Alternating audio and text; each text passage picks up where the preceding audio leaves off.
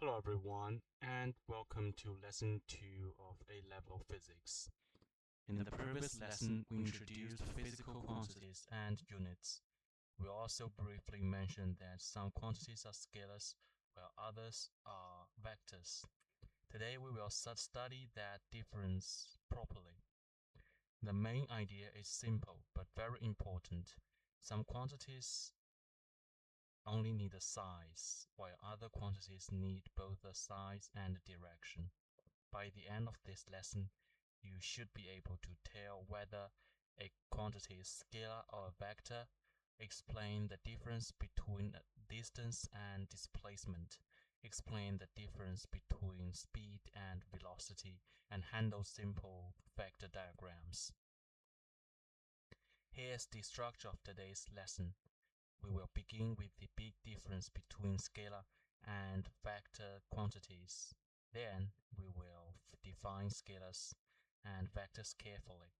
After that, we will compare distance with displacement and speed with velocity.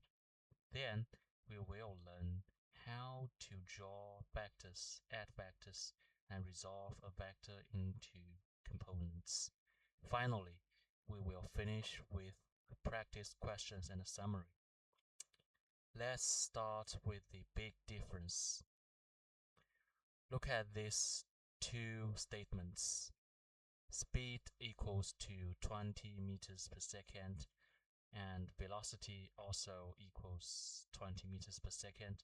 Are they exactly the same thing? No, not exactly.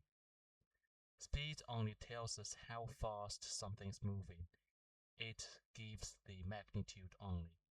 Velocity tells us how fast something's moving and in which direction it is moving. So, if I say a car has a speed of 20 meters per second, I have not said where it is going. But if I say a car has a velocity of 20 meters per second east, then I have included both magnitude and direction. This is the central idea of today's lesson. Before defining scalar and vector, we need two words, magnitude and direction. Magnitude means the size of a quantity. For example, 20 meters, 8.0 seconds, or 5.0 newtons all give a size. Direction tells us where the quantity points. Examples include north upwards, to the right, or 30 degrees above the horizontal. For scalar quantities, magnitude is enough. For vector quantities, magnitude alone is not enough. We must include the direction as well. This is a very useful exam habit. For a vector answer, state both magnitude and direction. Now let's define scalars and vectors more carefully. A scalar quantity has magnitude only. This means a scalar has a size but no direction is needed. Distance is a scalar because it tells us how much path has been traveled. Speed is a scalar because it tells us how fast something moves, but not where it is moved. Time, mass, energy, and temperature are also scalar quantities. For example, if an object has a mass of 5 kilograms, it does not make sense to ask which direction the mass points. So, mass is a scalar. A vector quantity has magnitude and direction. Displacement is a vector because it tells us the change in position and the direction of that change. Velocity is a vector because it tells us both speed and direction. Acceleration is a vector because an object can accelerate in a particular direction. Force is also a vector. A force of 5 newtons to the right is not the same as the force of 5 newtons to the left. Momentum and electric field strength are also examples of vector quantities. The key point is this: if directions changes the physical meaning, the quantity is a vector. Here is a quick way to classify a quantity. Does the direction change the meaning of the quantity? If the answer is no, it is probably a scalar. For example, 5 kilograms does not point in any direction, so mass is a scalar. If the answer is yes, it is probably a vector. For example, 5 newtons to the right and 5 newtons to the left can have opposite effects, so force is a vector. This test is not a replacement for learning the main examples, but it's a very useful way to think. Now let's compare two quantities that we often confuse: distance and displacement. Distance is the total length of the path traveled. Look at the diagram. The object first moves 3 meters to the right, then 2 meters upwards. The total distance traveled is the total path length.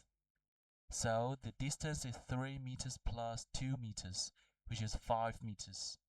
Notice that we do not need to give one final direction for distance. Therefore, distance is a scalar. Displacement is different. Displacement is the straight line change in position from start to finish. In the diagram, the object still travels 3 meters to the right and 2 meters upwards, but displacement only cares about the start and finish positions. The magnitude of the displacements is the straight line distance from start to finish.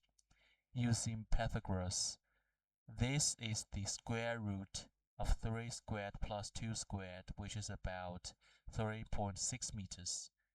But that's still not the complete vector answer. Because displacement is a vector, we also need the direction.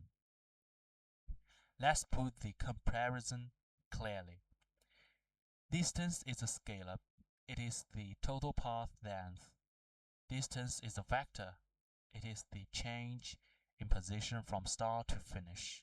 Distance can only increase during a journey because the total path traveled keeps accumulating. Displacement can increase, decrease, or even become zero.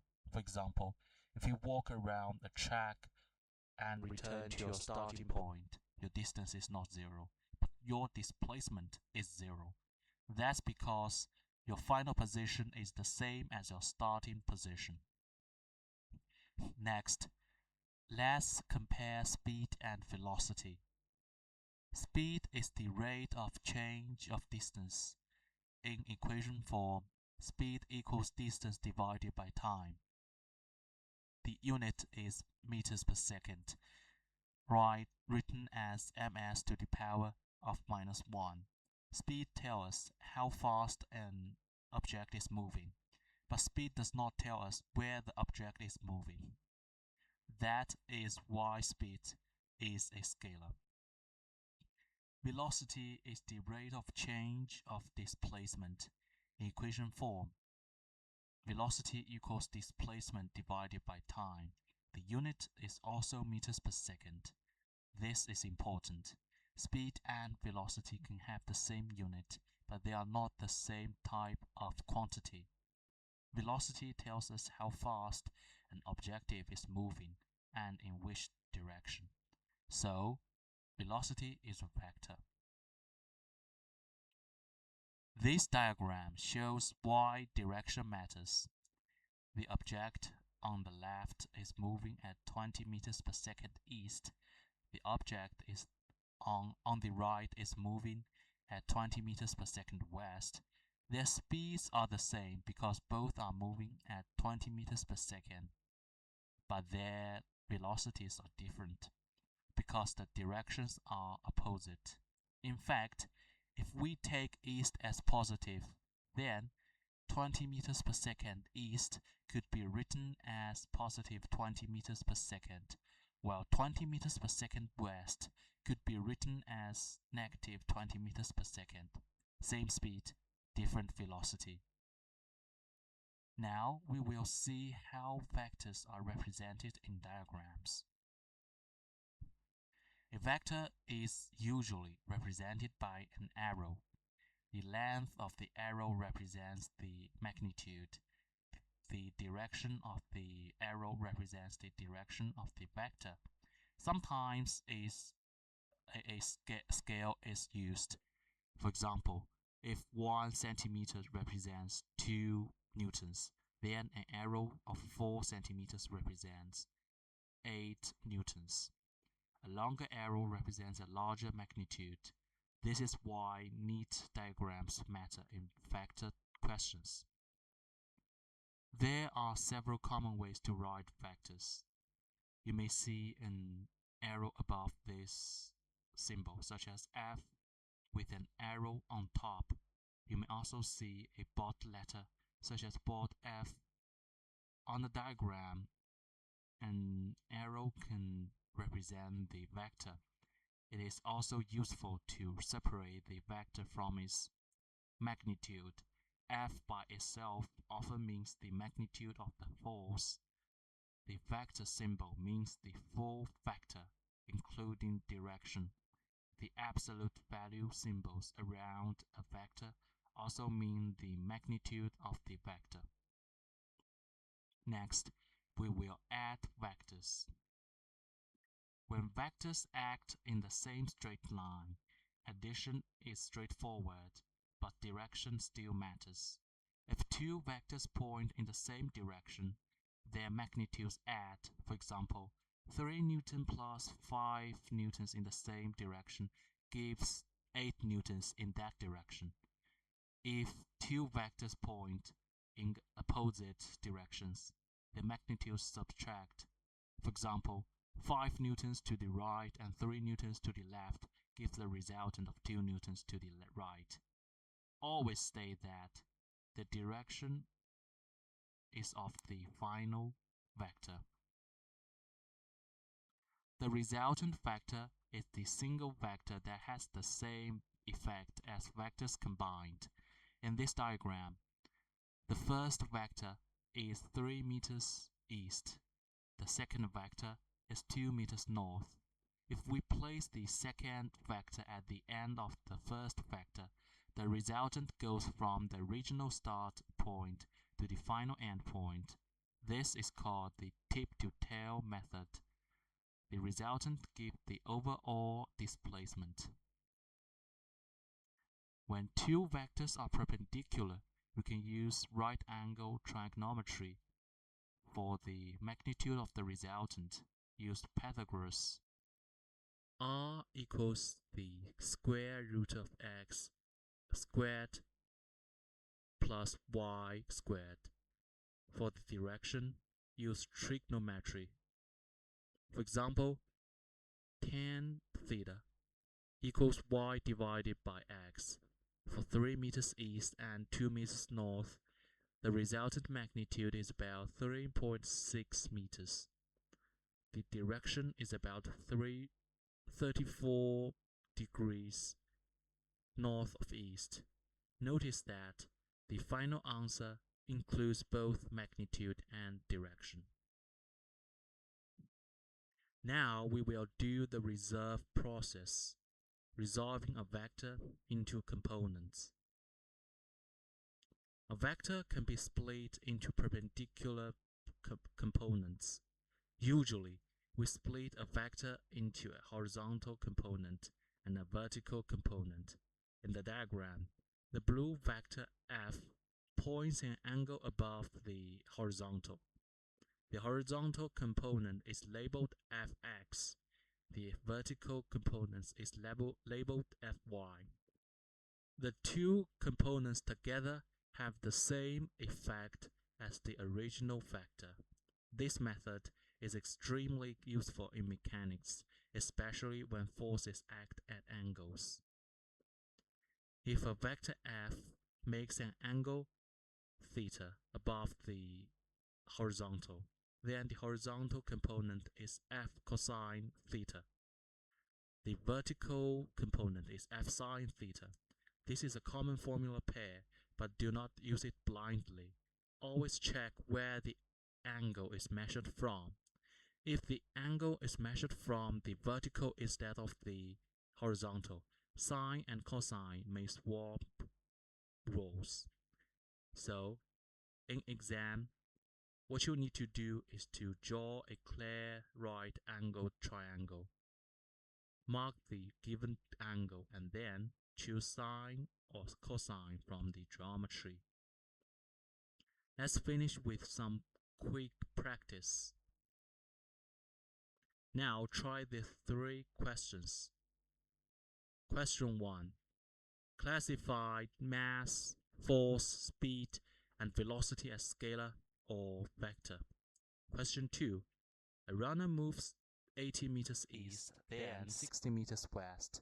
Find the distance and displacement. Question 3. A force of 10 newtons acts at 30 degrees above the horizontal. Find the horizontal and vertical components. Please pause the video here and try the questions before looking at the answers. Okay, let's go through the answers. For question 1, mass and speed are scalars. Force and velocity are vectors. For question 2, distance is the total path length. The runner travels 80 meters plus 60 meters, so the distance is 140 meters. Displacement is the change in position, taking east as positive. 80 meters east minus 60 meters west gives 20 meters east, so the displacement is 20 meters east. For question 3, the horizontal component is 10 cosine 30 degrees, which is about 8.7 newtons. The vertical component is 10 sine 30 degrees, which is about 5 newtons. Let's summarize the key ideas from this lesson. In this lesson, we learned that scalars have magnitude only, while vectors have both magnitude and direction. Distance and speed are scalars. Distance, displacement, and velocity are vectors. We also learned that vectors can be represented by arrows, where the length shows magnitude and arrow direction shows direction. We introduced the resultant vector, which is the single vector equivalent to 2 or more vectors combined. Finally, we learned that a vector can be resolved into perpendicular components, usually horizontal and vertical components. These ideas will be used again and again in mechanics. In the next lesson, we will begin kinematics, which is the part of mechanics that describes motion using displacement, velocity, acceleration, and time. The scalar and vector ideas from today's lesson will be essential, especially when we distinguish distance from displacement and speed from velocity. Thank you for watching. See you in the next lesson.